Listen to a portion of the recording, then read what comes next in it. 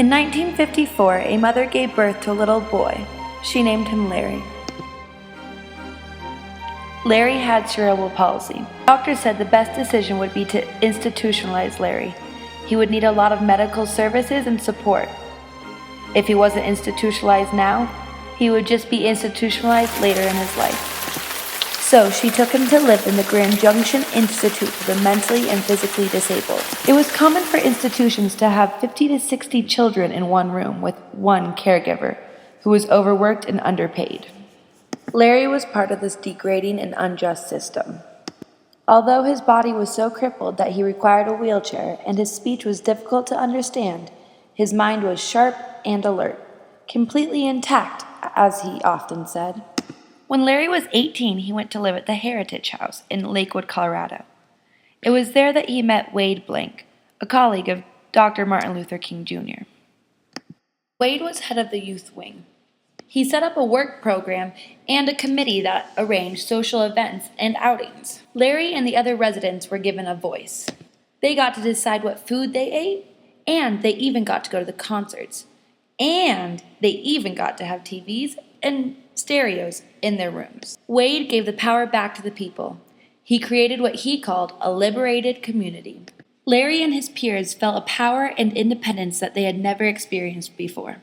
However, when Wayne suggested that the residents move into their own apartments, he was fired and a restraining order was placed against him. Wayne continued to do what he knew was right.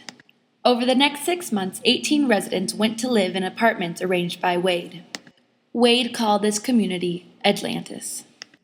And what was the thing that you disliked about the Heritage House the most? He's terrible. He's terrible.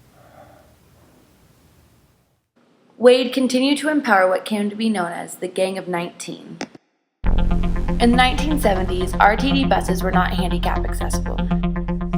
Individuals with disabilities were being denied the right to use public transportation, so they decided to fight.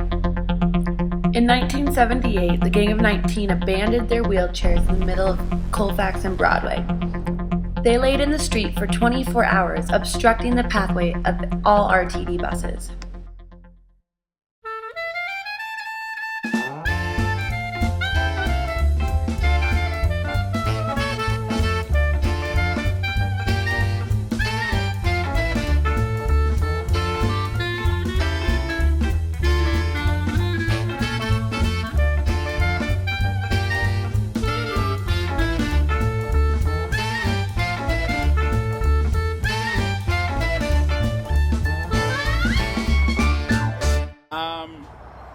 I'm really thankful for what ADAPT did, because without them I would not be able to get around the city. So the fact that I'm able to get around the city is awesome.